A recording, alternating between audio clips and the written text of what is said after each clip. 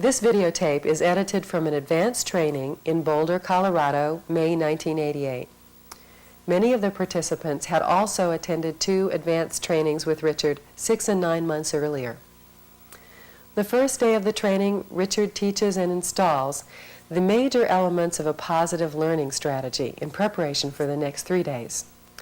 The rest of the training is devoted to how people build and maintain generalizations using time and metaprogram distinctions. Since this training is a carefully sequenced one, you will gain most by viewing the tapes in order. I wanted to go back to some of the thing about timelines. Now, for our purposes here, with what we're attempting to do, timelines have an interesting effect, because part of what we're trying to structure in the 4 days here is to begin to make sense out of how you know what to do. Now, part of the thing about knowing what to do is being in the right state to do it in, which is what we were dealing with yesterday. That, you know, for me, NLP is not just a methodology, it's also an attitude. And see, for example, one of the major parts that, you know, some of you may not have changed in your belief system, which you might get around to, is that you really have to have the belief that you can do, that anything is something that can be done. Because you see, if there is anything that you can't do, you don't have to worry about it, because you just won't be able to do it. So if you have the attitude that you're going to be able to do anything, it's only a question of when. See, failure itself is defined by time limits. And one of the things that will count, especially if you see private clients, that one of the things that you will hear from them is that when you begin to hear the word try in sentences, it usually will be justifying having the limitations that they do. They'll say things like, well, you know, I quit smoking, you know, and then 3 weeks later I started again. Now, they usually use that as a description that the process that they used didn't work, rather than it occurring to them that they didn't continue to use it. Which is, I mean, you know, it's one of those things that happens, is that the procedures themselves, if they produce the effect, then if the client has, inside of the meta program, a passive experience. For example, just the other day I was seeing a client, and the client literally said to me, you know, that it had to do with something, I think, about alcoholism. And they wanted to be able to have a couple drinks and stop, and they had a big road sign that we installed in their mind that you know, went, "Stop drinking." You know, nice big sign. Of course, we didn't make it green, we made that one red. And what happened was he told me, he said, the sign, he said, well, you know, if it was there, you know, would pop in big and bright right at the right moment. And then after 3 weeks, it didn't work. And I asked him, I said, well, did it just stop working all at once? Or did it gradually, you know, stop working? And he said, well, it kind of did it gradually. I said, well, what happened? Did it work sometimes and not others? Or did the sign fade or what? And he said, yeah. He said, the sign began to fade. Now, when somebody uses, and this is what I want you to start doing, is tuning your ears up to really hear meta-model distinctions rather than challenge them. You see, the reason it was structured in the meta-model that we taught people to challenge these things was to teach them to hear them, not to teach them to verbalize constantly like little robots. What we wanted to do was to attune people's hearing. By having them challenged, we thought if we had them actively participate in the process, that by doing something we would know whether or not they noticed it. But it didn't mean that we wanted people to constantly question people. What we wanted was them to hear the actual distinction itself. Because when somebody says, the sign began to fade, well, one of the things you know is that they are not driving their own bus. That, I mean, you know, it's like the sign has a life of its own. It's, you know, when people describe to you that they have voices, and for example, have you done belief changes with people, and when you tell them to move a picture, they tell you they can't? Right? You know, they go to move it and they go, it won't move. That's different than the person who says, I am unable to move it. Those are two totally different utterances, and it tells you something about what it is that you have to accomplish. Because when people are passive in relationship to their own mind, then the first thing you have to do is you have to begin to get them to be active. Now, for those of you who, for example, saw the tape of me working with Andy, the little paranoid schizophrenic, one of the things about Andy is that these figures in his mind that were torturing him, that little figures that came off the TV set and ragged on him and nagged him and stuff, was that when he described them, they weren't his. He didn't have ownership. And when people describe their mental process in a disassociated form, which, by the way, is one of the dangers of doing the kind of reframing, six-step reframing, is that when you give parts too much a life of their own, it can work either way. It can work like a good post-hypnotic suggestion, but it also, if it becomes too much of an entity, for example, I found people who started naming internal parts. And, this is just a precursor to creating a multiple personality, especially when you give them different names. I was down in Phoenix, and I went in somebody else's seminar, and was watching somebody, and they were doing a little reframing piece, and they had them give each of the internal parts a different name, either female or male. So there was Alice and Frank and George, right? Just as a way of remembering it, of course, which is what the person, when I slammed them against the wall to find out why they were teaching people to do this, as I put a certain amount of pressure on their ear, they began to explain to me, it's only a way for people to keep track of it. But however, when you are carrying on separate conversations with internal parts that have their own name and their own personality, this doesn't strike me as a real good therapeutic move. Because what you're doing is you're making people more disassociated than they already are, and also more passive in relationship to controlling their own mind. Now, there's always going to be an interplay because there's things that you want to be automated. In the man's case, you want the sign to come up automatically so he doesn't have to stop and do it, because after a couple of drinks, it's going to go, it's too much trouble to make a sign now. Let's have a drink and think about it. Yeah, what we want is the sign to pop in. But if he notices the sign is beginning to fade, then what we need to do is either make him extra ones or begin to make sure that he knows that when it's there at all, he's got to make it brighter. Because part of the process of being able to forget to do things that you want to do is to get them out of your mind. It's the structure of procrastination itself, is that in order to procrastinate, if you're motivated to do something, see, for example, if you stop and think about it, there's two very strong classes in the motivation that we talked about. Both were things that you wanted to do. One was easy and one was difficult. Now, the thing is that stalling actually requires extra energy. It really does. People who procrastinate are not lazy. They're busier than other people and have a lot less free time because they have all that mental stuff going on. Andy said to me in this session, he actually mentioned to me, he said that because when he goes to the bank, he said that he thought it was more work for him to walk from his house to the bank with all the stuff he had to deal with internally than most people had to do when they went out and worked at a job. And I was forced to agree with him. Because I said, well, how many episodes do you have to have between your house and the bank? And he said, 10, 12. And then you had to stop and get the voices down and the pictures and all this stuff out of the way. It's a lot of work, It's a lot of work to run your own brain. It's a lot easier if it would just do it itself. Now, when people begin to describe, whether it's in business consulting or whatever, that they don't have the ability to control some part of themselves, you can hear the difference in them when they begin to describe, because they always claim it's their problem. They'll come in and they'll go, well, I have this terrible problem. And you go, what is it? And they'll say, well, I start drinking and they'll say, and I can't stop myself. Immediately you begin to hear the disassociation at that point, as soon as they can't stop themselves. But then when you start to question them and ask what happens internally, they say, well, I tell myself I should, but I don't.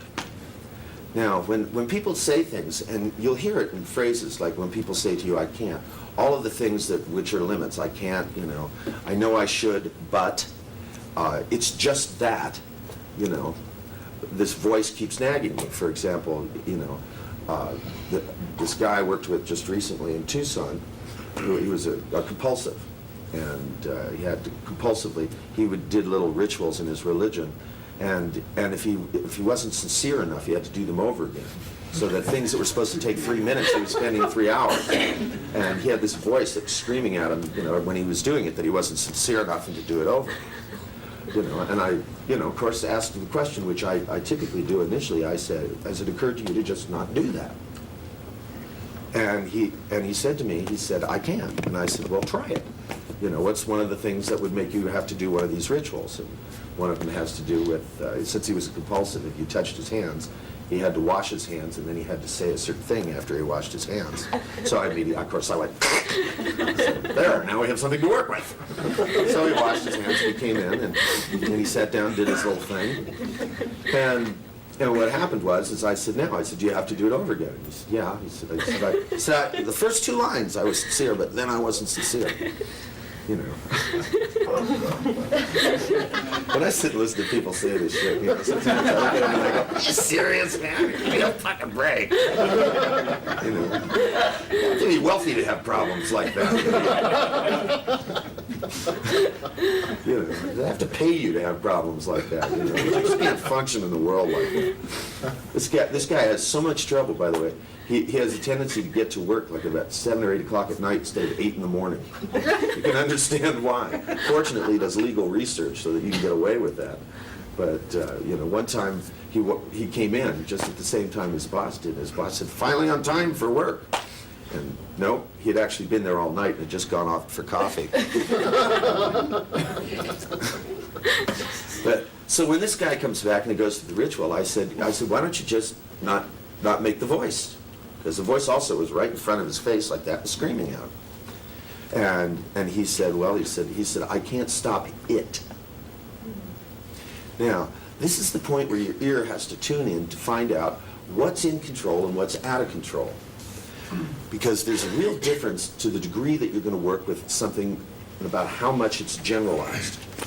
You see, this little thing that I wrote up here is a thing from a field called decision theory. And decision theory is actually, there are people who make a living, they're called decision theorists. And they actually have these little color code wheels and stuff, and they go in and work with business people who are making decisions, because a lot of people who get in good decision-making positions don't have good decision-making strategies. They're called entrepreneurs. Well, they do real good to a certain point, and then when they hit a certain financial plateau, they don't have the ability to make the decisions. So they hire these college professors called decision theorists who've never made a dime in their life. And they bring these people in, and these people take them through a process. Now, the people who actually created the field of decision theory just actually broke it down into simple things. The thing is that in the environment there are certain fixed variables, like there are a certain number of hours in the day.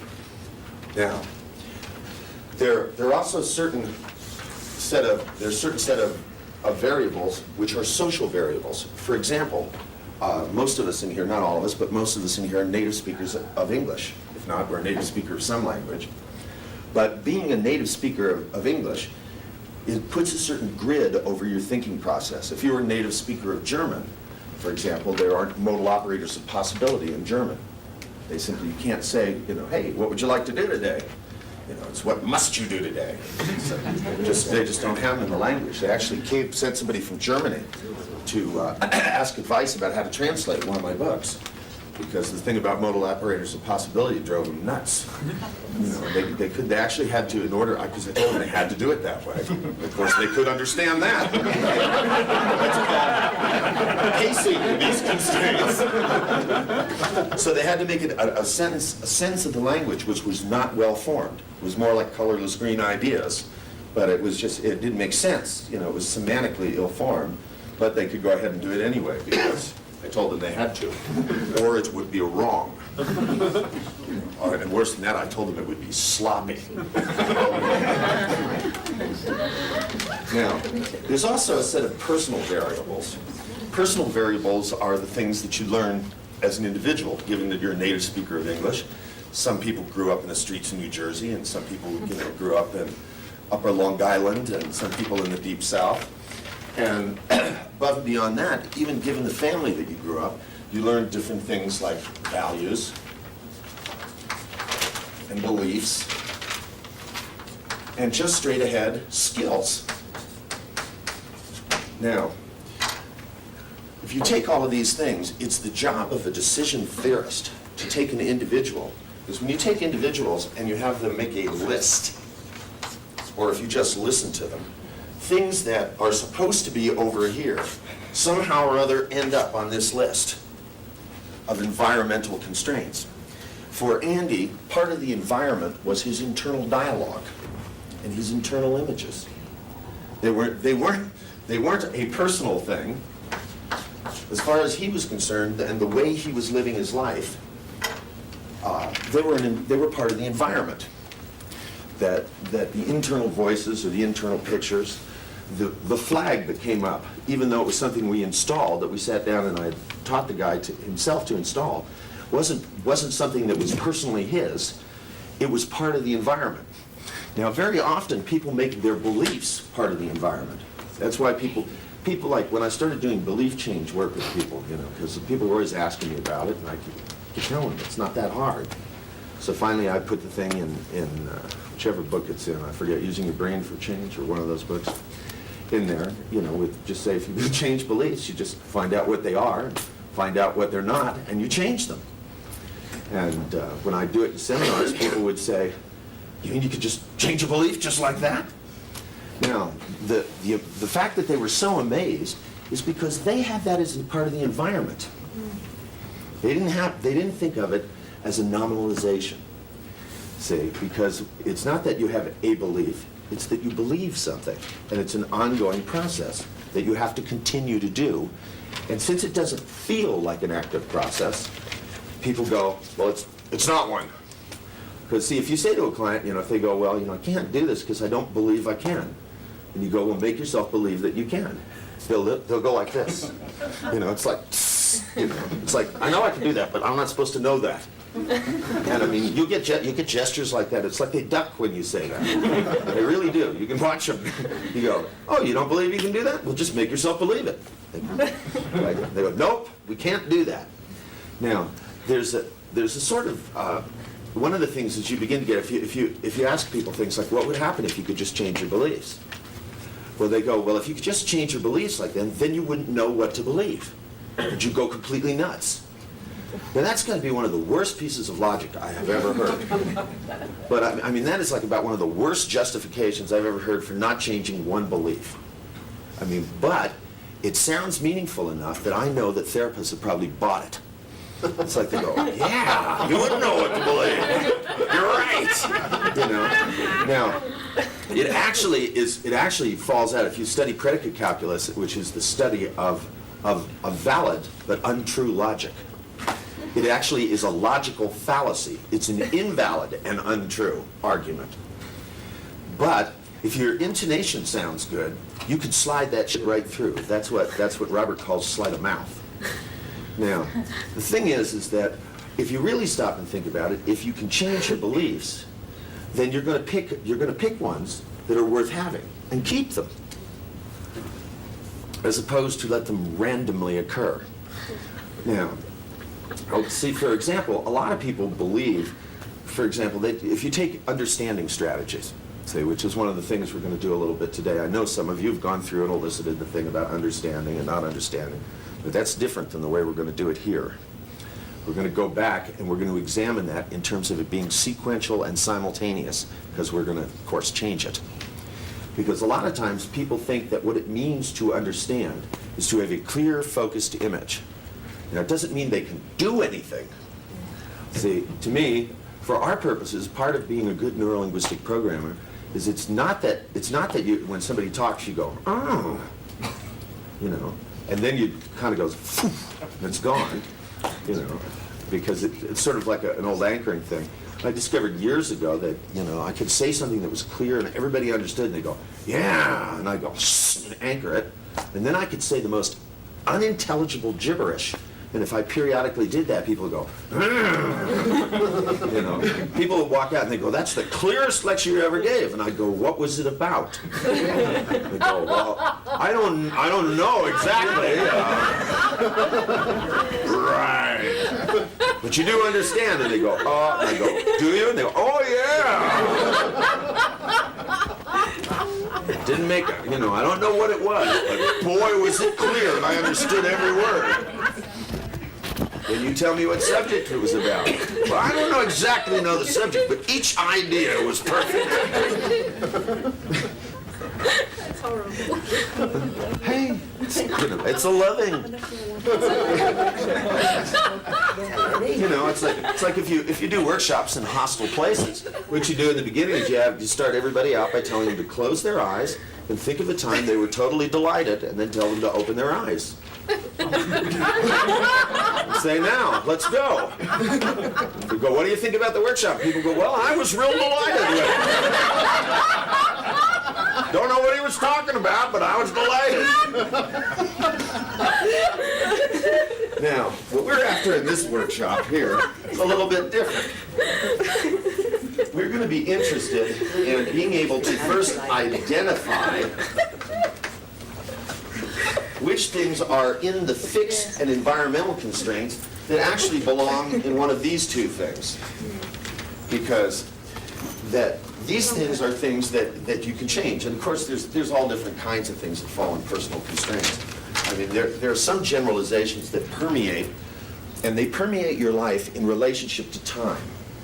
Now, one of the reasons I want to start this morning with timelines is I want you to do an exercise. And this one, if you think the one yesterday had vague instructions, the instructions to this are even vaguer. But you have to understand, when they tell me I can teach a workshop where you have to sink or swim, I take them seriously. Now, the thing is that what we're going to do with time is I want you to examine, because I want to give you a couple of examples. Okay, if you think about somebody who is a depressive, depressives, for the most part, are not depressed all the time like they claim, right? Because if you ask them, you go, have you ever had fun? They'll go, well, not really. Now, whenever you hear the modifier words like really, and just, any word that's a modifier, you know there's a trick there, right? There's a mental trick going on. Now, part of your job is to identify those and to figure out what they mean, because they will all, for the most part, relate to time. Now, what the depressive does when they really enjoy themselves is they have the ability to look back through time and take, no matter how much fun they were having, you can actually do things with them. Like I've had sessions where they sat there and roared with laughter for an hour. Just, cracked up, had a great time. And then next week, I say, well, do you have any fun this week? And they go, well, no. And I go, well, what about the last session? And they go, well, at the time I thought I was enjoying myself. And they're real honest. And they say, but when I look back now, I don't think I really was. Now, what they have is the ability to, quote unquote, color experience through time in reverse. Now, it doesn't have anything so much to do with the moment, but it makes it so that they feel like, since when they look back and think, well, since I didn't really have anything that I enjoyed last week, then they project forward, well, I'm probably not going to enjoy anything next week, so why even try? Now, the thing is that we have to start identifying when people have problems. For example, a problem with procrastinating is going to absorb a larger chunk of time than if you have a phobia of elevators. See, phobias of elevators, one of the interesting things is that, who's ever beeping, stop it. I'll do the anchoring here, thank you. You have watches that make noises, make them so they don't make noises, or put them out of this room. It's an anchor for me to become extremely violent in my unconscious behavior. Out of your control. Yeah, it's out of my control. It's a part of the environment. My medulla oblongata makes me do it. It's that old reptilian brain. Shiny object, bite. That sort of thing. Now, what I want you to do is I want you, in this exercise, I want you to go on a fishing expedition.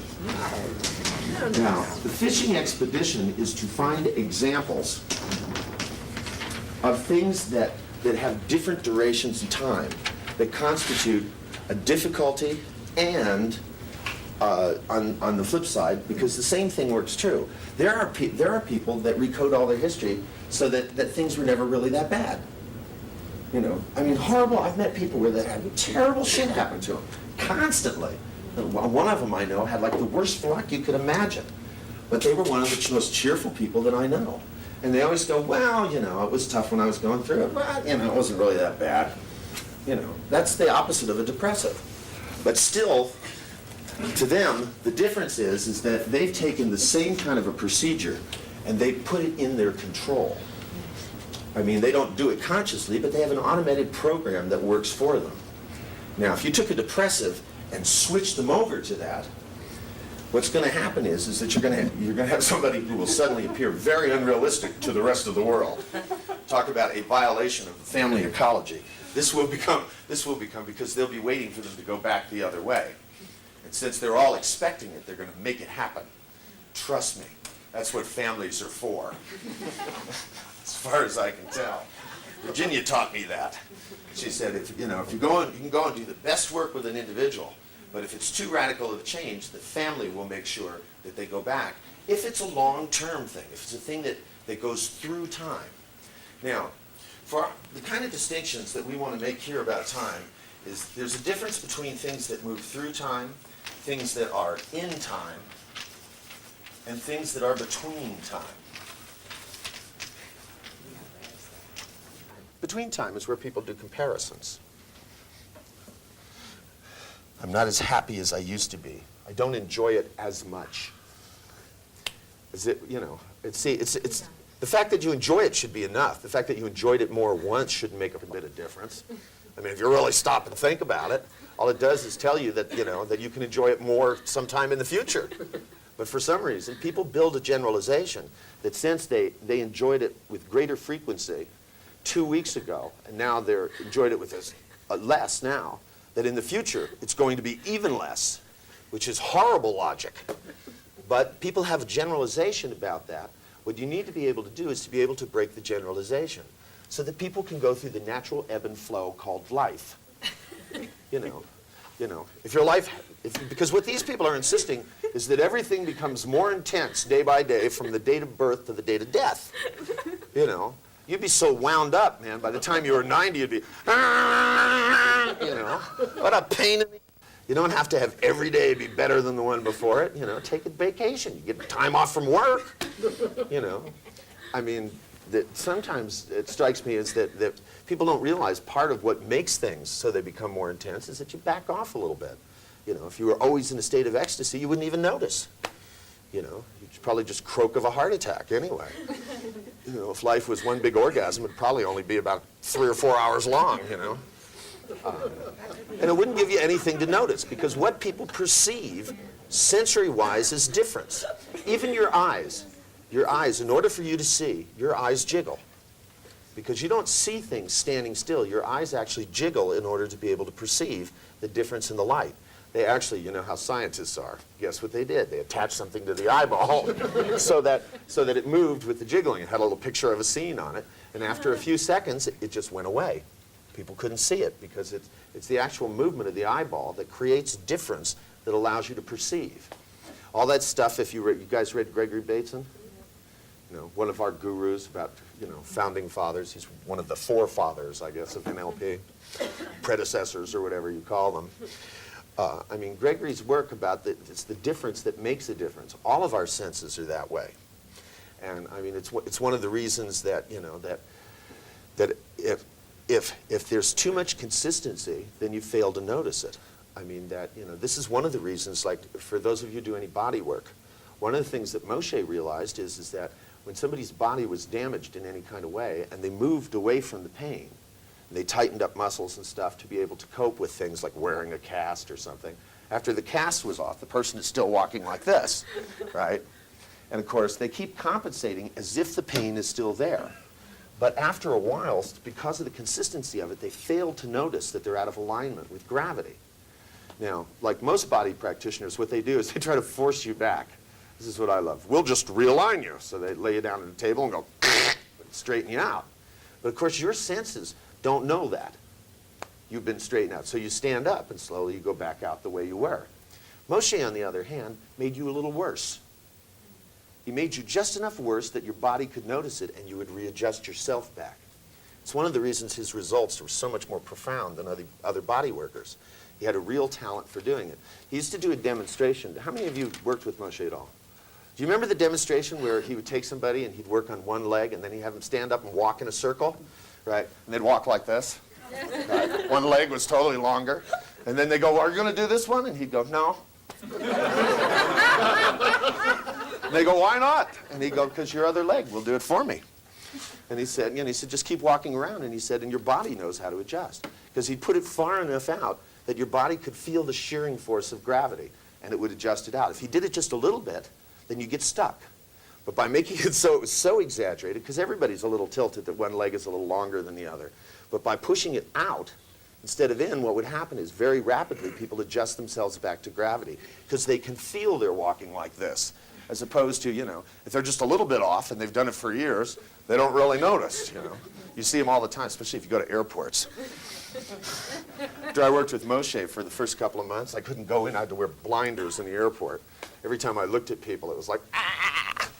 Everybody, and it was like that commercial, where the guy gets the V8, he's tilted. That's what the airport looked like. Everybody was walking at angles like that in the airport. I was trying to adjust myself by standing sideways so I wouldn't notice, except half were going this way and half were going that way. So I had to go back and forth real quick. Now, the thing is for us, is that what I want you to do is to identify two things. One is something that the person does extremely well and something that causes them a difficulty for each of these things here. One is something that goes through time. Because what you're looking for now is structure. And the thing is that you can, it's pretty easy. You can ask them what gives you a problem. A lot. And then the thing is that you'll discover there are things that occur periodically. There are things that are almost an overall tone. And then there are things that have to do with real specific in-time events. And they will usually be connected with very specific anchors. They'll either be a person or, they may not necessarily be a phobia, but, it could be, anxiety about certain things. It can be like, when they're, some people, like if they're alone and, and they know they have to go and talk in front of a group the next day, they'll keep themselves up all night so that they're all fucked up when they go and do it. That's part of my trainer's training program. I teach people to do that now. We did that last year by announcing the day ahead of time that I was going to let everybody co-teach with me so that they got to lay in bed the night before and worry about it. Yeah, we also gave great worrying strategies too, That was my predecessor of the horror movie. So great, you turn out the lights and what you do is you look up at the ceiling and you wait until you see little white dots. Right, and then you wait and you turn one of them red and you have it zoom into your face and become a big distorted face that changes. That works real good. But I wouldn't recommend you try it. Just as a way of waking you up, Now, the thing is as you go on the fishing expedition, now, what I want you to remember as you go on this fishing expedition is that the way to get the examples is to control your questions. Now, when you learned the meta model, part of learning the meta model was to learn to control the quality of information. Now, if you ask when questions, what kinds of things are you going to be fishing for? What? Time.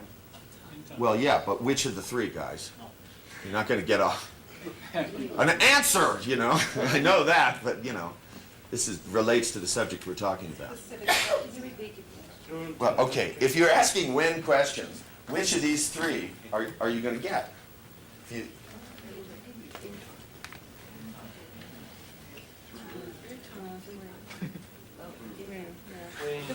Between times. If you say, when are you happy, they're going to give you examples of when they're happy. Now, unless you begin to get answers like most always. Now, so when you go directly for something, if people can't supply it, right? Now, that's different. Now, if you ask what questions, what's that going to be directed towards? If I say, what makes you happy? That's cause-effect now.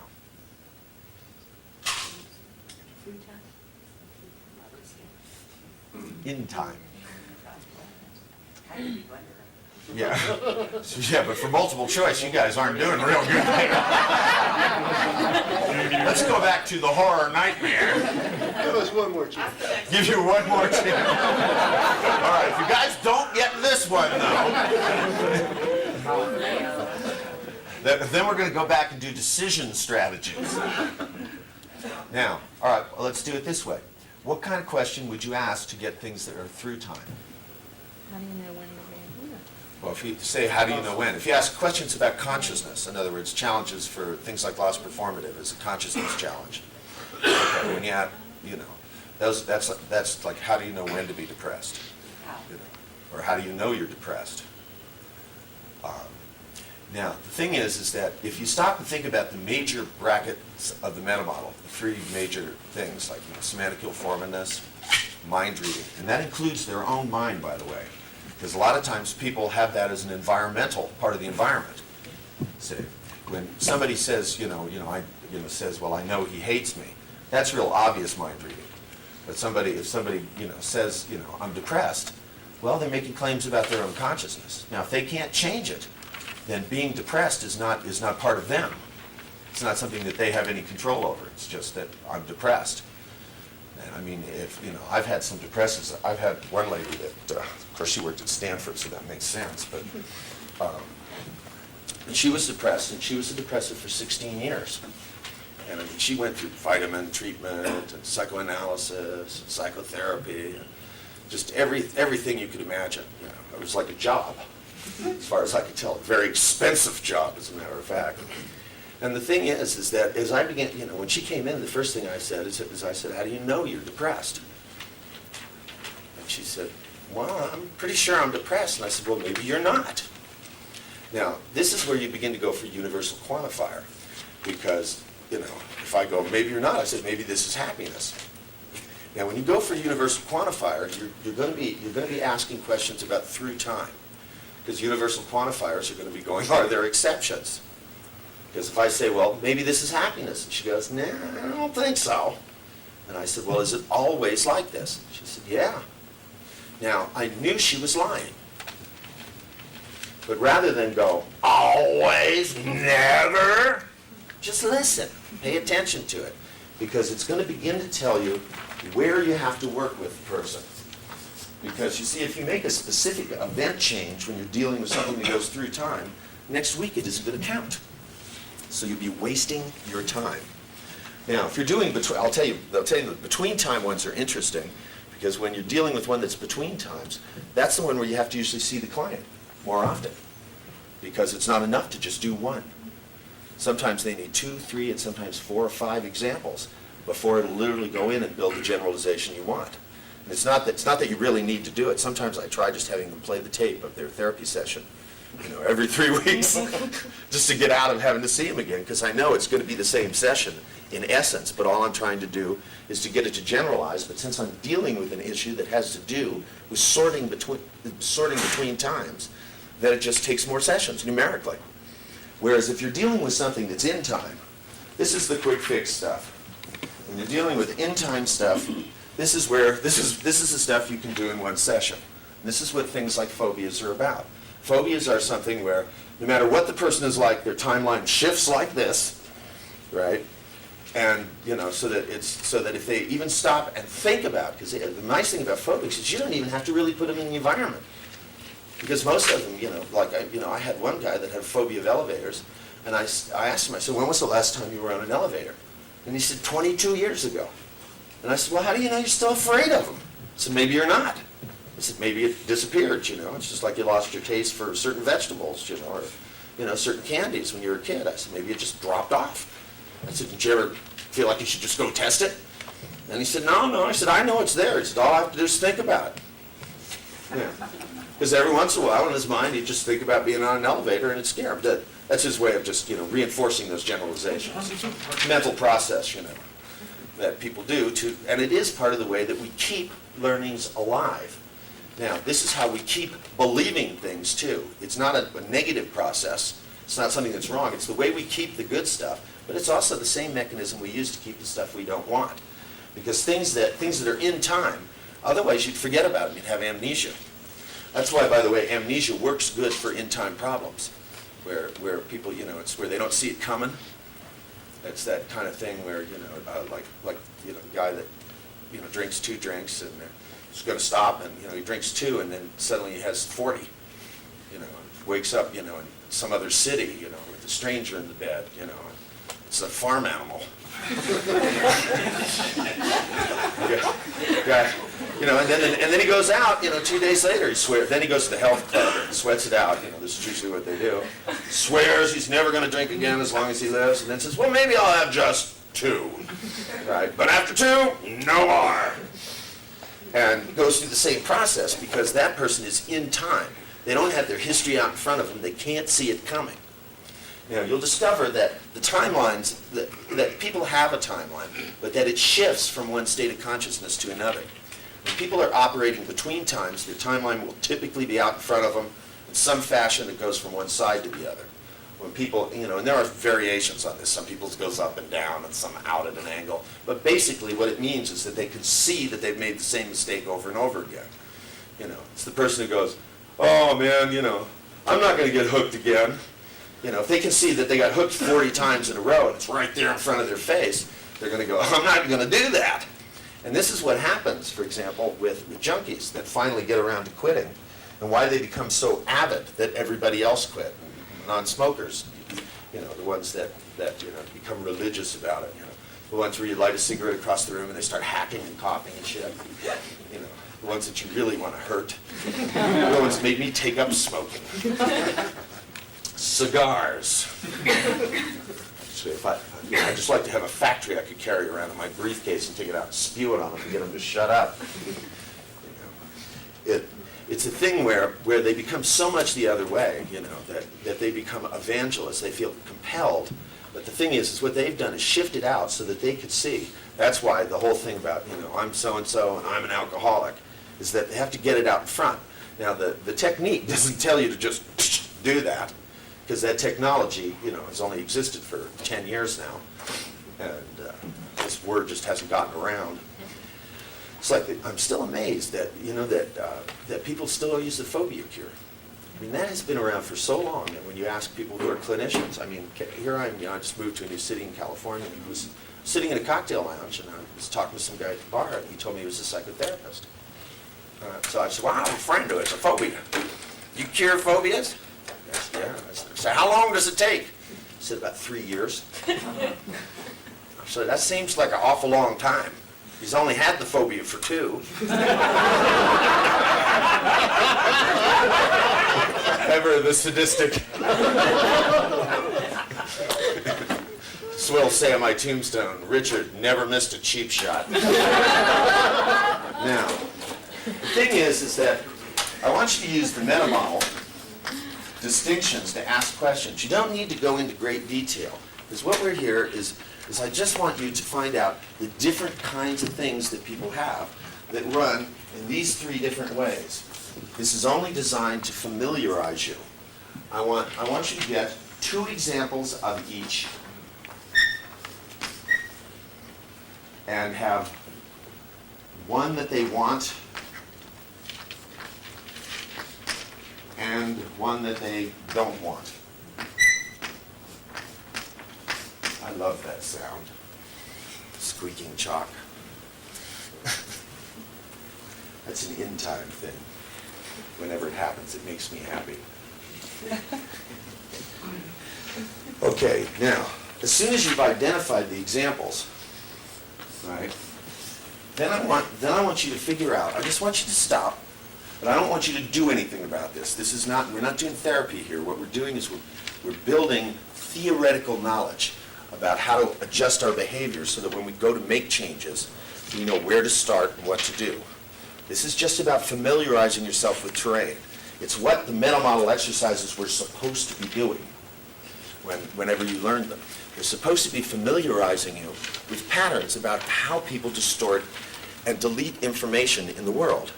See, the process of nominalization, where people take processes and turn them into events, is a particular way in which people distort the world. When people say to you, you know, my beliefs won't let me do this, right? They're not telling you that they're believing in something is simply incompatible with doing it. But they're not saying I'm not going to do it. They're saying my beliefs won't let me do it. So they're taking the beliefs and literally making them a fixed part of the environment, when they're not. They're things that can be changed. Now what I want you to do is see, because we have here 2 major categories. Something that you want and you have. And then there's something you don't want and you have it anyway. Now, there are probably things that they don't want and they don't have. which would be worthwhile. Now, that only, of course, leaves one category. What I want you to do is to identify possible advantageous cases. In other words, when you're thinking of these things, I want you to think them in terms of not doing anything, but in terms of making decisions about building generalizations that are either, I want you to come up with, first finding two that are through time, two that are in time, and two that are between time. One they want and one they don't want. Okay, then I want you to consider what would be possible to build that would be useful. For example, consider if your motivation strategy doesn't go through time. And then there are some motivation strategies that you want for particular kinds of things you want to be in time, so they're contextualized. Because where you contextualize things, of course, is in time. These are the ones that are context-oriented. And of course, between times is also going to be something that's very context-oriented. These will be relational things. And there are things where comparisons are useful between times, and there are things where it isn't. For example, if you take a decision strategy, and you're making decisions about what you want, if you make the decision between an ideal, in other words, like if you walk out and you see somebody, a married couple, right? And they look happy and delighted, so you decide you want to get married to be happy, right? And you go out and try to find a woman that looks exactly like the one that was in the couple. You're in deep, because even if you find one, it ain't going to work, right? But if you find one and they don't act quite right and you try to get them to change their behavior, it's going to work even worse. Now, and there are people that actually do this because they're operating with a between-time strategy for something that just doesn't work that way. It is inappropriate. Now, as you go on the fishing expedition, I don't want you to go out of your mind, but I want you to stop, consider, okay, inside the major distinctions in the meta model, there's cause-effect, limits, universal quantifiers, mind reading, loss performative, anything else? Modal operators. Modal operators of necessity and possibility. Use those things as ways of goading information. Now, I want to impress upon you that when you do elicitation, that all of the skills that you have learned everywhere count, right? You don't, I mean, I'm not real big on pacing a lot, because I usually figure, if the client's not willing to do it, they'll learn eventually. Well, it is, Hold your behavior constant and vary the world. Works. Now, the thing is but the stuff, all the kinds of pacing that count are the kind of pacings that you do, like things like voice tempo, voice tone, congruency. Remember, you're eliciting responses. I mean, I walked around yesterday, and some of you were more concerned with your notebook than there was the fact there was a person across from you. Remember, you're supposed to squeeze these things out. And remember, there's two ways that you can get information. One is you increase the range of your senses, right? This is where you ask questions and you squint and stare real close. The old change of pasta technique. You guys remember that one. So you ask them about the last time they ate spaghetti, and if you look really close, you can see a noodle out of the corner of their mouth. It's the old calibration exercise. The alternative to that is to not waste your senses in quite that way, because it's important to get your senses to be better by doing those exercises, so that when you really elicit responses, it's like a big electric light. Because once you've tuned your senses up, then rather than leaving subtle responses, go for the gusto. The stuff you should be squeezing out should be dramatic. You want full tilt dramatic examples of things. You don't want something that's kind of successful in this case. When you ask for something that you ask them for something that they always do well. What's the attitude that you have that maintains itself always and you're most proud of? Remember, you can use modifiers back on the client too. What's the thing you're just the most proud of? Remember, if they can do this shit to you, you can do it back to them. That's the rules. If it works on you, it'll work on them. It's part of how language works. Language is the most indefensible of all systems because it happens unconsciously. People don't have any idea how they understand language. It's because they learned it when they were children. And They learn to process it by the phrase, and people always try to understand it by the word, and they don't stand a chance. Now, as you ask these questions, I want you to make sure that you understand that it's almost like doing a deep trance induction. Because what you're trying to do is to induce the state. You don't want to know about it, you want them in it. So in essence, it's trance induction to put them in the state. When you're eliciting a motivation strategy, you should be putting them in the trance called motivation, that altered state. And this requires congruency out of you, or maybe even incongruency. But the one thing it requires, first, foremost, and always, is pizzazz, juice. That if you do this stuff, you know, stuff, I saw some of the stuff yesterday, because I'm going to walk around and see you doing it, I'm going to pop you on the head. This stuff here, you go. Now, think of a time when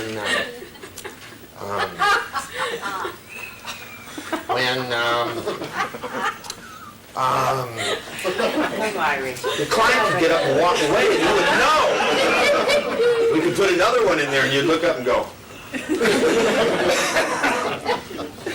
Now, it's just to remind you, all of the stuff you learned, you should be using all of the time. You don't use it as a sequence. It's now time to chunk it together. Once you practice little pieces and make them automated, then you're supposed to integrate them. And this is one of the things that's missing in a lot of training programs. They teach you the individual pieces, and then you leave them that way. Right? It's time then to recode, so that you learn to use your voice. Like those of you, how many of you learned like presuppositions, studied presuppositions? Right? How many of you used them yesterday to presuppose you get the information you wanted? Oh, there's two. I'm impressed, actually. It's just a thought that the rest of you might have. The rest of you didn't learn about presuppositions? Well, you probably don't have curiosity about that intensely, which will linger through the night and on into the weeks to come. Okay, now, what I want to do is take about 20 minutes apiece. You can get in groups of 2 or 3, but no more than that.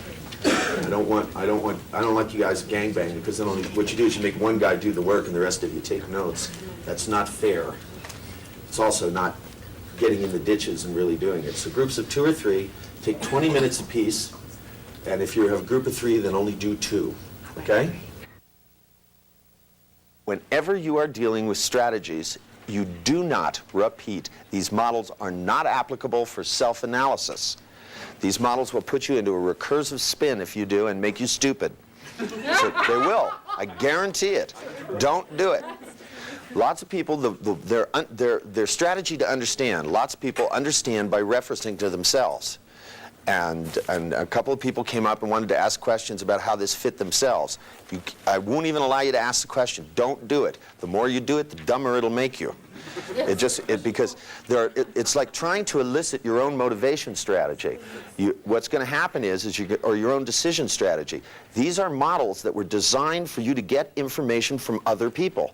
They were not designed for self-analysis. The submodality models are designed to get information about yourself.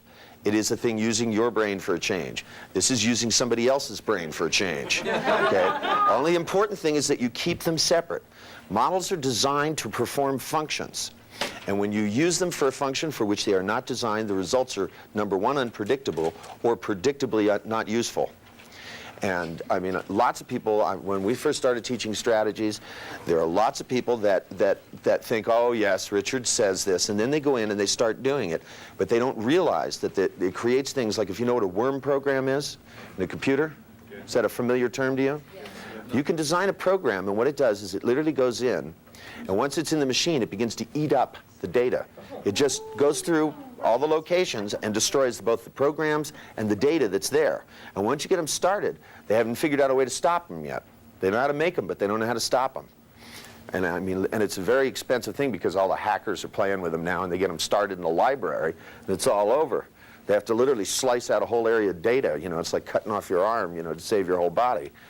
And these are kinds of things where you can put yourself in real recursive spins. And at first it doesn't feel like it's going that way, but trust me, don't play with this on yourself. It's not designed for that. You know, you have to take these things literally. If you want to do self-analysis, you use a different model. You know, you want to cure phobia, you use the model for phobias. You don't use it with insomniacs because it's not designed for that. And, you know, it's like, you know, I think I'm going to go boating, I think I'll take my Chrysler. You know, it's not designed to float, don't use it for that. Okay, now, there's a couple things I want to say about what you were doing. Remember, the process that I was having you do is to familiarize yourself with something.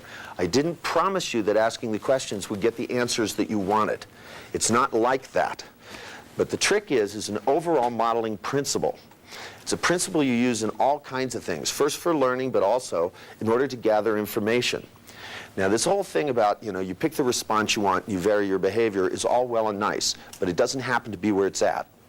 Where it's at in terms of gathering information is that you hold your behavior constant and find out, because it allows you to find consistency in somebody else.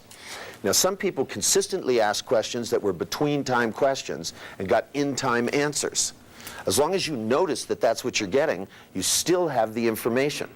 Because remember, there's another level we have to deal with yet, and that's the level of metaprograms. Because you got to understand, some people are just mismatchers. That's, you know, their whole world revolves around that. They're the kind of people where when you tell them about something, they try to find something that won't fit it. And I mean, these people, by the way, are a real joy to have in seminars, let me tell you. You know, these are the people that try to think, they run through, when you teach them something new, they run through and try to find something that won't fit into a pattern. Now, I could have told them out of the gate, there's a million things that don't fit in. First, you have to learn to do it. And then you do it, you don't make it up in your mind. And especially if you have an internal reference mismatcher, they can, of course, always come up with something that doesn't fit. And they always come up and they tell you, and they always phrase it this way. They come up and they go, well, I want to tell you something I'm uncomfortable about with this. And what I have to say to them is, I don't want to hear it. But see, the part of their learning strategy is that by telling you that this mismatches, then you're supposed to adjust it so that it fits in, because it's how they build generalizations. Now, the thing is once you've noticed the consistency of a response, what happens by holding your behavior constant, you remember when you were learning access and cues, that what we had you do was to ask 3 visual questions, then 3 auditory questions, because you could notice the consistency of their response. That by asking certain kinds of questions, and literally by doing 2 that are for this and 2 that are for that, 2 whats, 2 whens, 2 wheres, by holding your behavior consistent, it makes it easier for you to notice the consistency in the other human being. Now, this is one of the major things that elicitation is about. I found that as I went around, many of you are just being too nice. And you're asking a question and you're getting an answer that's not an answer to your question. See, the thing is that you must make sure that the person heard the question. Because if the answer doesn't sound like it's related to it, most likely it's not. They made up a question in their head and they're answering it. They think they know what you mean. Make sure that when the information comes back, it's a direct answer to your question. I mean, if you ask somebody, you know, when are you happy? And, you know, I mean, some people will give you an answer from time to time, you know. But if somebody says, when I feel good, they didn't answer your question. You know, of course they're happy when they feel good. I mean, that's lovely, but it has nothing to do with telling you when. It doesn't answer the when part of the question. So therefore, it's a null set of information. And that's the point at which you must lean forward meaningfully, get a glare in your eye, step inside the 4-toed dragon we built last time. For those of you who don't have one of those, make sure they give you one before you leave. And roar at them and say, but when? You know, how do you know when to have it? I mean, when is it going to occur? Will you ever be happy again? And they go, if I feel good. They're answering still consistently cause-effect. As long as your brain hears it, the more you force it, the more you get the same answer. But still, they're not answering the question, which simply tells you that they're interpreting your question consistently, inappropriately. Their inability to deal with the question will probably allow you to be able to predict exactly where they're going to have trouble and where they're going to have advantages in their life. Because it'll fall out in terms of all the things that are on that sheet that you have in front of you, which is something about metaprograms. Now, we're not going to get into metaprograms real heavily here, but I want you to notice the distinctions. There are certain distinctions when people are trying to understand things. There are a lot of different ways to understand. Now, for example, if you find somebody who is always searching for a counterexample, okay, when you present to them a generalization about something, okay, generalizations are guides to your behavior. They're not truths. I mean, every generalization will collapse on itself at some point in time. That's why it's always possible to put a client in a double bind, because every generalization will destroy itself, including the one I just uttered. You can't make any universal statement where there aren't counterexamples. But yet the way people try to clarify to make their submodalities shift into the right place, remember that's what they're doing in order to understand, is to get all the submodalities in the right place so they can go, ah. Now, one of the things that they're doing is that they're engaging in a process. Now, somebody who is searching for counterexamples, one of my favorite examples of which is Robert Dilts. I mean, Robert Dilts is somebody who goes for a counterexample. They do that to force clarification. But by the same token, when you are presenting and asking for information, one of the things that will happen if you say, well, when are you happy? And if you get things like you go, well, when I'm not, you know, what they do is they start giving you counterexamples because they think they know what you're asking about. They are still capable of answering the question. It just requires a little unfriendly persuasion. It requires that you become adamant, or else you claim that they are incapable of answering your question. Therefore, they will have to provide you a counterexample by answering your question. I realize that's a little complicated, but you do have to pace. And this is, by the way, even though it doesn't sound like pacing, this is where pacing is really about. That if you want to get the answers and the information that you need, if somebody is compelled to give you counterexamples, then make sure that the only counterexample they can give you is to answer the question by claiming, you know. I mean, I told Robert one time, he was going in to teach a course, and Robert was a little long-winded in his teaching, one might say. He made Wyatt Woodsmall look like a comedian. And he did. And I mean, I taught a course with Robert in Washington, D.C. Actually, you were at this one, and they had like 18 blackboards or something that were actually part of the wall. And I came down, Robert started in the morning, and I walked in, and every single one of them was filled with writing, with sentences this big from one side to the other. And I walked in, and I looked in, and Robert was writing and talking to the blackboard. 125 people could have snuck out, and he wouldn't have noticed. So I told Robert, I said, I'm so depressed. I said, I'm giving up NLP. And he went, what? And I said, Robert, I said, if you can't take these techniques and learn to elicit positive responses from audiences where they're enjoying themselves, I just can't do this anymore.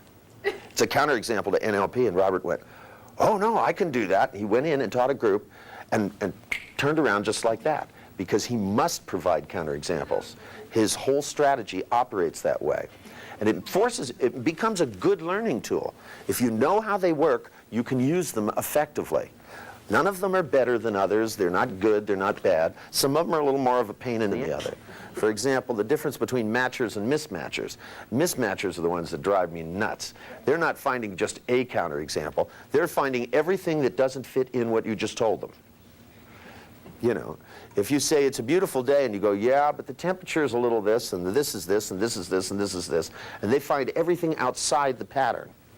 One of the things you will want is, if you should discover in the course of these 4 days that you are a wanton mismatcher, then one of the things you're going to have to do is to learn to mismatch that. Because you will be unable to use most of the techniques, because the techniques were all designed by a wanton matcher. Me. I'm looking for patterns, not for what's not in them. Because mismatchers are doing the thing about what they're doing to themselves is equivalent to going, what are you not thinking about right now? Which is not a good mechanism for having clear and concise understanding. They always feel that they're very intelligent, especially if you tell them they're dumb. But if you tell them that that's the brightest thing they can do is to notice everything that's not being talked about. Which means they hallucinate constantly. They're the most wanton hallucinators of information. You can give a lecture, and then when you hear them tell somebody else, they'll go and sit down and talk about everything that wasn't discussed. Which means they have to make it up because it wasn't discussed. Now, you'll find that if you teach seminars, and I know a lot of you in here do, that you will discover that these are very familiar things. But, you know, again, they can be used, and in some cases, you can just alter them, because anything that's been learned can be changed. But changing things at that level is a very broad thing that goes through time constantly, because metaprograms are always at work. That's why they're called that. Now, what I want you to do next, let's see if we have enough time to do this. What I want you to do is, I want you, the same way that you elicited the motivation strategy, that is getting the parts that are the submodalities that make the step move, looking for those kickers in each step, and eliciting the individual steps. I want you now to do this with their understanding strategy directly. Because now, I want you to realize this all relates to what we just did, because what you are looking for is, does their understanding strategy, is it running in time, through time, or between time? What is it functioning to do? Now, on your list, there are some distinctions, because you will discover that their understanding strategy, in order to get to the point where the submodalities tell them they understand, right? Just like when you did this, like with submodalities, you found something they didn't understand and something they did understand, and you just went whack and pushed it over.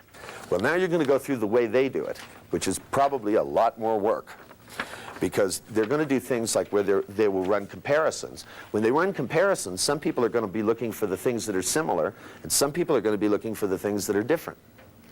And in order to get to the point where you understand, when you look for similarities, people do similarities are going to go there real quick. The people that are looking for how things don't fit, right, are going to have a lot of trouble getting to the end, ever. Okay, because in order, see, there's a difference between understanding and understanding what somebody else means. Say, if you want to understand what somebody is describing to you, this is why the example I want you to use is, I want you to have them pick something they learned that was new. Not something where there was just a modification, but something they learned that was brand new, that they actually understood. And, if you have somebody that goes, well, that's a tough one, I'd just take it on your list and write down here and go under mismatcher and put a check. Because they can't even sort to find an example of what you're talking about. Obviously, they're going to be mismatching. So everything you do in this is going to tell you something. I want you to find out things about, are they building their learning off of things like, for example, are they using comparisons? Is it a cause-effect thing? I want you to look to find out not just the submodalities, not just the sequence, but which one of these kinds of things control the mechanisms. In other words, do they have to mismatch enough in order to get a clear picture? Do they have to match so much? Or do they have to find a counterexample? Or do they have to find no counterexamples before they can get a clear picture? Do they generate all kinds of counterexamples? And if one of them matches, then they can't make the picture? What is it that allows them to get to the point where they understand something which is brand new? Does that make sense? Yes? Okay. Now, I'm going to be very generous, and I'm going to give you 25 minutes apiece to do your elicitation. And I want you to keep in mind the rules that I taught you. Keep your behavior consistent. Don't wander while you do this. Remember, you want a tote. You want the test, then you want the operation, then you want the final test. And then the exit. When do they know they're done? You want to be able to go through it just like you did it, methodically. Even though that the TOTE isn't on the blackboard, it is burned indelibly in your mind, so that you don't try to do everything at once. First you find out, you sort for an example, something they learned that's new, and then you go through and then find out what set it off and what was the operation by which they actually understood. Then, of course, you can always raise the question about, did their understanding allow them to actually be able to do something, which will tell you whether they're an active or passive person. So use questions to find out both about what's on this list and about the strategies. Okay? Identify the mechanisms which preserve generalizations. That's what you get when you notice the consistency of a response. If people constantly stay in time, that's the way they can preserve a generalization. As long as they stay in time, they don't have to notice. How do people have, for example, have inconsistent beliefs? They do it between times. They do them different. They do one at one time and one at another, so they never conflict. I mean, it's a real easy way to do it. If you're in time having conflicting beliefs, you can't do it. They'll collide against one another. Some people can think something's totally wrong and then turn around and do it. And that's because it's different. They're in different times. And typically they operate as a between-time person. Everybody can do all of these, but again, just like rep systems, they're going to have a propensity to spend the majority of their time doing one. You will find, where do you think kiddos are going to spend most of their time? Yeah. Think about it that way. It might begin to give you a clue. Okay, go for it. And get your motivation strategies going here. Don't forget, don't have amnesia for what we did yesterday. Use it. The point of eliciting the steps in the strategy is to find out that when they're doing the visual step, they may be matching, and then when they shift to the kinesthetic step, they may be mismatching. What you're after is the sequence that goes along with it. So you want to know that as they're building a new generalization, a new learning, they're going to go through variations of these things. Now, you may find somebody that just constantly matches, but there may actually be shifts. If there are, they'll be based on sensory modalities. When they get to the auditory step, then they'll mismatch. Otherwise, they're matching constantly. The information you're looking for is very small. Don't overload and drown yourself. You're just looking for, out of the distinctions that are there, if there is a shift as they're going through the strategy, you just want to know at what point do they switch from being doing one activity to doing another. Now, you'll find that most people don't go all the way through their strategy. The reason we're having you go through it step by step is so that you can concentrate on the mechanisms by which they preserve generalizations. We are not interested here in your eliciting their understanding strategy, per se. We're using that as an example, and you're supposed to remain meta to it, so that as you whip out these steps, what you're really interested in is noticing that the mechanisms that are up here, whether they're matching or mismatching, whether they're looking for counterexamples, whether it's internally. For example, external things, they may match, and internal ones, they may mismatch. We're looking for those combinations to find out, because they're going to tell us the ways by which people both preserve and build generalizations. What we're ultimately after here is about how to identify in a human being how they build generalizations. When I see a client, one of the things I do, which drives people up a wall usually when they first see me, because they expect me to go in and start shifting things right away. And sometimes I do, but a lot of times I drag it out for a while where I ask them questions and I let them talk.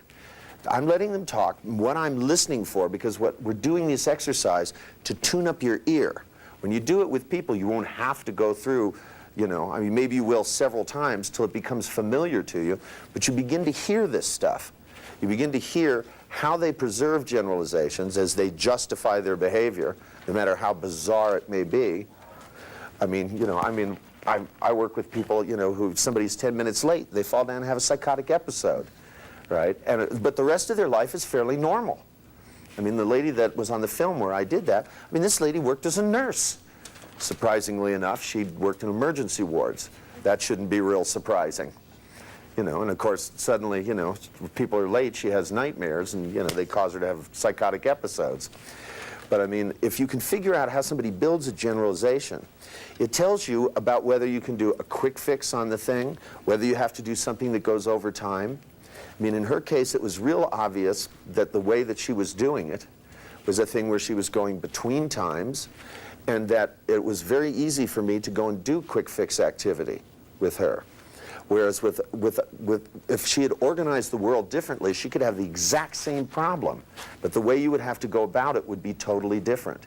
It's not problems that produce the technique that you use, it's the way the person builds generalizations.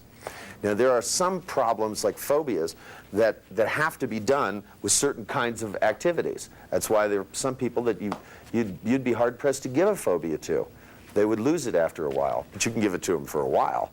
But it'll go away after a while because they just don't have the mechanisms to preserve the phobia. People that do, that's why something like the standard phobia thing will work with most people. The trick here is to concentrate that as you move through the steps, you're looking for shifts in the things that are on that list. Concentrate on that. What you're supposed to be doing, this is an exercise not to change somebody, remember? This is to tune your ears up, to begin to hear this and to become familiar with new distinctions. When you first learned about rep systems and accessing cues, if some of you think back, like watching accessing cues was like overwhelming. Can you remember that? I remember when I was teaching it at first, like people going, God, you have to watch their eyes go up and then down, you know? Wow, man, you know, it's like, how am I going to keep track of all of this? You guys remember that shit? Like, it was so overwhelming. Well, you know, now you're doing something else, and at first, of course, it seems overwhelming. It's new. You know, I mean, I'm always surprised that, you know, now, you know, it's like, oh, yeah, you know, you get to the point where you barely even pay attention to them now. And I mean, the thing is that this is the same kind of activity. It's where I'm taking you through an experience to tune up your senses. You know how to elicit strategies. Just go through it. If you don't have it perfect, that's fine. But what you're after here is not so much the strategy by which they understand, but you want to remain meta so you're getting information while you're doing an activity. What makes my work elegant is that I can walk and chew gum at the same time. And that's what I'm asking you to do, is while you're eliciting the strategy, I want you to concentrate on something else. Because you're good enough at the other stuff that, you know, eventually you're going to get it anyway. But while you're engaging in the activity, the information is going to fall out. It's going to fall out. You're going to begin to notice things like at this point, they're matching. Like when data is coming in, they're going match, match, match. They check their feelings, then they sort for the feelings that don't fit with it. Because they have to find out whether it's going to be their general, whether they're going to accept this new idea. It has to fit for them. See, some people, the only thing that allows them to know it's new is that if it doesn't fit. Otherwise, it's not new. See, there are people that ask you when you're training, they ask you questions, they go, is this the same as that? You know, I mean, when I was first teaching, people would come up and they'd go, is this stuff about the representational systems the same as in the parent, child, and the adult and transactional analysis? And I would look at them and go, no. And the thing is that they would go, ah, because that wasn't the answer they wanted. They wanted me either to explain how it wasn't or to explain it. And by just giving them a one-word answer, taking them literally, what happened is their entire process of understanding ground to a halt. And they go into a deep trance, and I could just look at them and go, now close your eyes, you know, because it was a pattern interrupt, because the pattern that was working is that they need to force information to fit the way they understand and learn. Now, until people learn flexibility at that level, you just have to know that it's there and how to work with it. And you can still know, and it tells you that when you're working with clients or individuals, and see, to me, you know, it's not just doing therapy when you're working with people. When I do business consulting, when I teach groups, when I do sales training, and when I sell something, it's all the same thing. If I know how they build a generalization, I can build the idea that this is the best car to buy, and no doubt about it. But I have to know how it works in order for me to be more elegant. One of the ways to do that is to be able to operate at multi-level. So while you're engaging them in the activity, because very often, if you really look at the tapes where I'm working with clients, I have them engaging in an activity which will look familiar to neuro-linguistic programmers, but it's not what I'm doing. What I'm doing is gathering information. Remember, the rule of thumb is 99% of your activity is gathering information, 1% is using it. And actually, a large percent of it is also testing to make sure the information you have is accurate. But that's the same thing as gathering information. You gather information, you test it. You gather it, you test it. Once you have the information, then you'll know what to do. Then it takes just one little tap on the pipe, and the plumbing works. Okay, go back to it. Now, the process of being able to build generalizations itself in another human being requires that you know how they do it, because once you know how they build a generalization, a new learning. There is a trick to this, and one of the reasons I'm restricting your time is that if you're taking more time, you're doing more than you need to.